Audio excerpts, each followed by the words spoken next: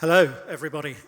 This is billed as a fireside chat. There is no fire because it's outside today. It must be 100 degrees out there. But we're very fortunate to have Matthew here with us. And Matthew, you have some news, yeah? Something going on between the UK and US governments today?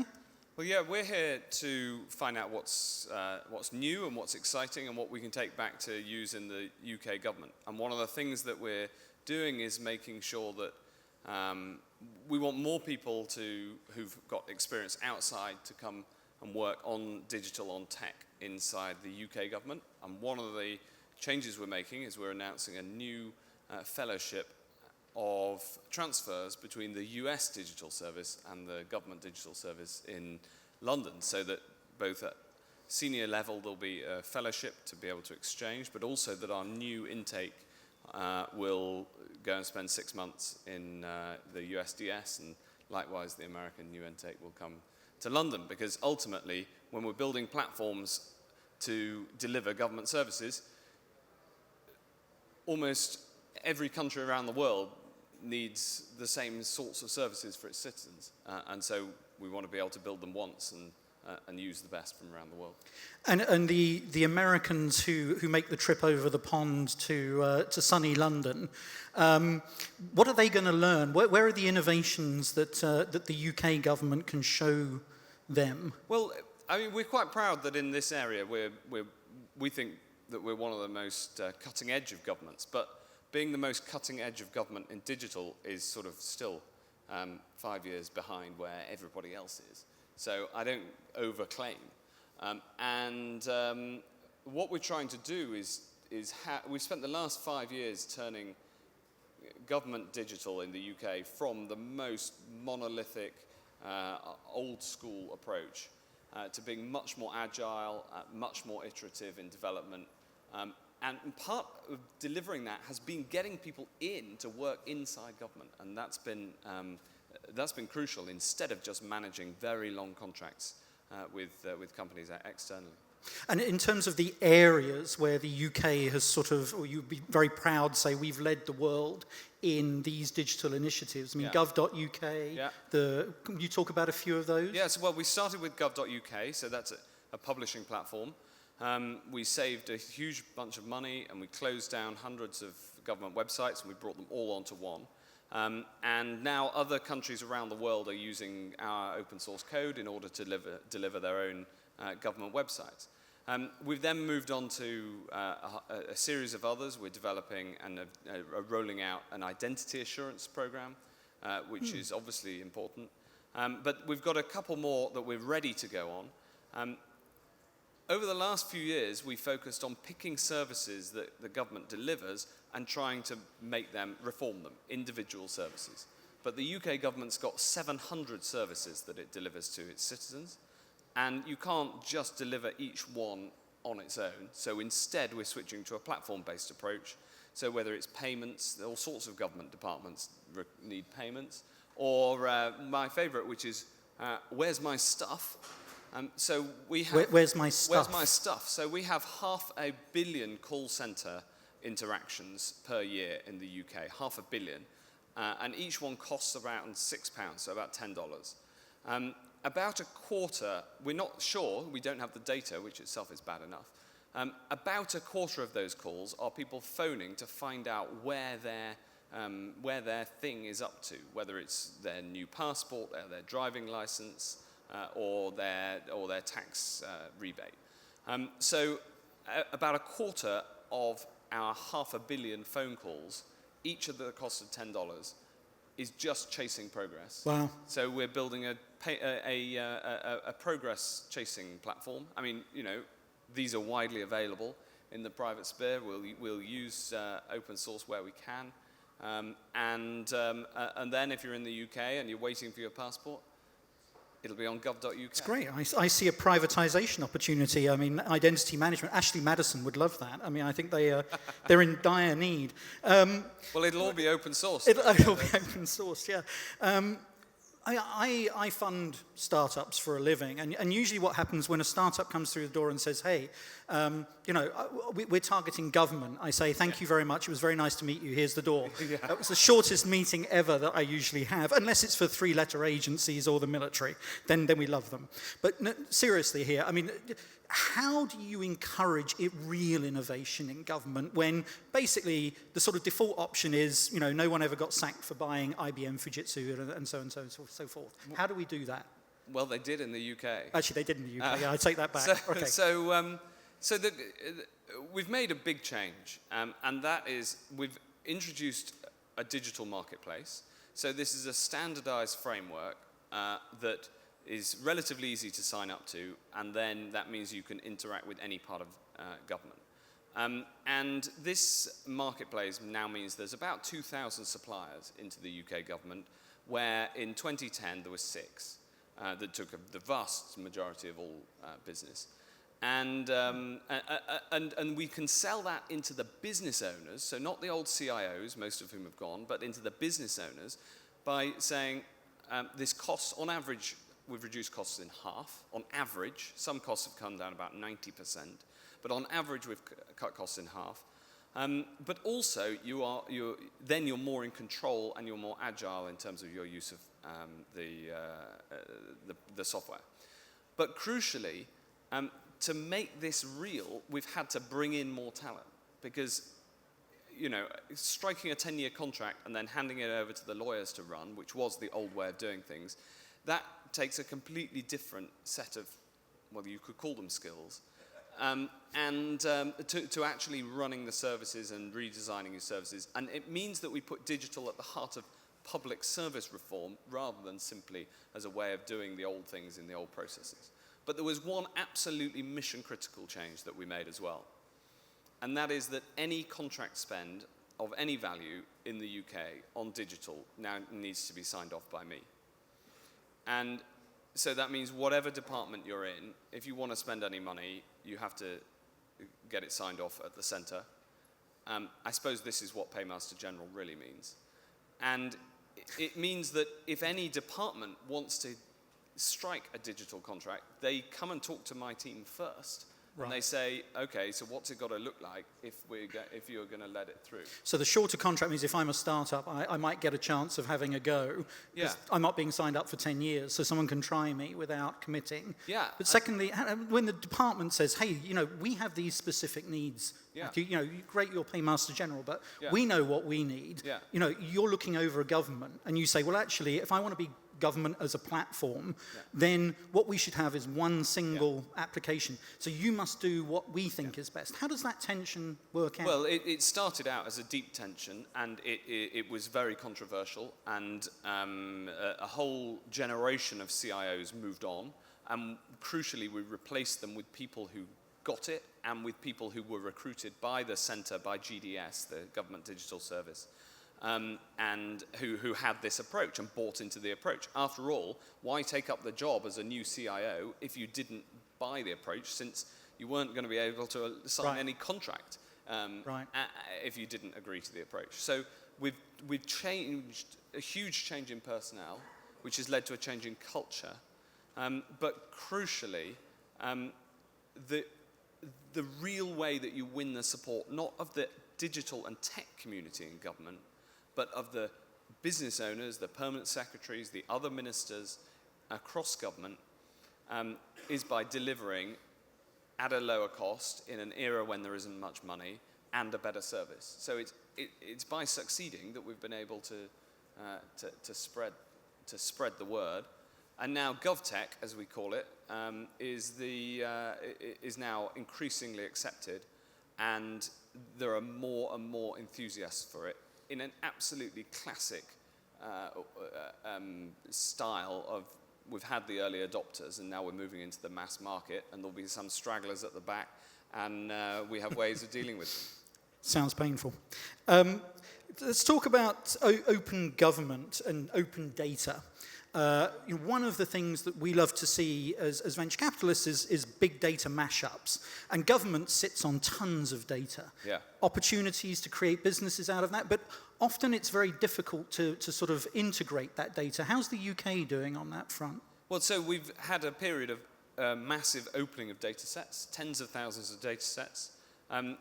The next stage is to make sure that they are all out in a mashable, usable format, that all have APIs attached, that they're interoperable as much as possible. And so we're in the, I would say there's a lot done, but there's a lot more to do to make them usable. Also, people talk about open data and the public good that you can get out of it. And separately, talk about use of data in government. Right. But one of the biggest advantages of open data is so that we can use it ourselves. Can you give an example where this has been like really beneficial to the UK? Well, not enough yet, because I don't think we're good enough yet at the data analytics. But I'll give you one example. Quite a controversial early change was to make the database, the police database of where all crimes were recorded in the UK, open. And this was put out in a usable format. We even built a front end for it, although that front end is now incredibly clunky compared to all the apps that normal people develop to put on top of it. And you know what? The police started using it to find out where the crime was. Well, this is so that's. I don't know if I'm reassured by it. No, I'm not reassured by it. Yeah, okay. Well, you can be. I can be now. I Okay, now use it. So, but this is Right. that's one example. But there are countless other examples of where we can use our own data in order to better run a government, and open data forces us to have our own data. And have you seen startups come in and say, Yeah. hey, thanks very much, we'll take all that. Could you give us some more? And then we've got a business here. Yeah, and if you think some of the transport apps, how to get around, especially the cities, especially London, Right. All built on the open data that are now's a requirement, a contractual requirement of running most of the transport systems. So not only the tube, but the buses and all, they all have to have the data open, and I use them. And how are we doing on time? Are we almost good? Yeah, good. Because I wanted to ask you a little bit about mobile, because you talked about mobile. I mean, here, everything, if you're not mobile, you're not a mobile app, it's like you're missing things. I mean, my daughter lives on her mobile phone. It's all video now, rather than almost text messaging's going away for video. How is government, you said, we're almost 5 years behind. I think that was quite generous. I think it's usually like 10, 15. Maybe the UK is better than most, but how's mobile looking? I mean, when I go back to get my new driving license in the UK, or pay my taxes, which I still do, can you give me a break, please? Yeah. No. If I could can I do it all on mobile? No. Oh. I can't give you. I can't pay. You can't give me a tax break. But okay, you can have. But yeah, I mean, I paid my car tax on my mobile phone at the weekend. Ah, terrific. DVLA, excellent. That's great. Well, I don't really want people to have to know that it's DVLA. Oh, sorry. It means the driving license vehicle Licensing other way around. authority. The whole point is to move to a single government interface with the citizen. So we have that now in publishing, gov.uk. We have in one place everything the government publishes, and in one format as well, which is important, so not a load of PDFs flying around. Right. Or lying around more often. I want to move to a place where the citizen has a single, easy interaction with government. So whether you want to apply for a tax rebate or renew your driving license or whatever of the many, many services there are, you go to your account and you can, and then you have a secure and verified route in, and then you don't need to know whether it's the DVLA or the HMRC, the tax authority, or which of the different agencies you're talking to. You have your interaction with government, and that is where you do the things that you need to do as a citizen. Where have the biggest frustrations been? Where are things you really want to do that it's just proven impossible, and why? Yeah. Well, when somebody tells me that's a great idea, the contract comes up in 2019. That's pretty annoying. Yes, Minister.